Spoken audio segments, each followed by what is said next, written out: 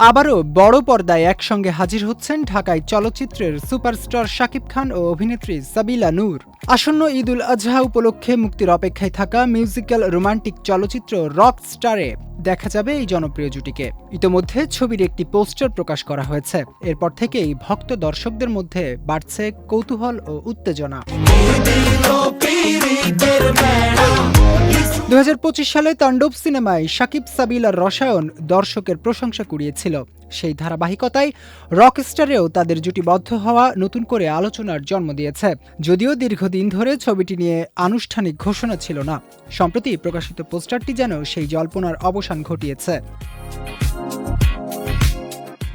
পোস্টারে দেখা যায় সবুজে ঘেরা মনোরম পরিবেশে রোমান্টিক আবহে ধরা দিয়েছেন এই দুই তারকা। শাকিব খানের কাঁধে মাথা রেখে চোখ বন্ধ করে আছেন সাবিলা, আর সেই অনুভবে ডুবে আছেন শাকিবও। পুরো দৃশ্যটি একটি আবেগঘন মুহূর্তকে তুলে ধরেছে, যা সিনেমার গল্পে রোম্যান্সের গভীরতার ইঙ্গিত দেয়। পোস্টারের সঙ্গে যুক্ত করা হয়েছে একটি গানের লিরিক, জলে আগুন থামে সময় চলি আমি তাই তো শুধু তোমারই সাথে, যা থেকে ধারণা করা হচ্ছে ছবিটিতে সঙ্গীতও গুরুত্বপূর্ণ ভূমিকা রাখবে। রকস্টার ছবিটি পরিচালনা করেছেন ওসমান রুশো। জানা গেছে মালয়েশিয়ায় শুটিং শুরু হওয়ার পর বর্তমানে দেশের বিভিন্ন লোকেশনে চলছে সিনেমাটির কাজ।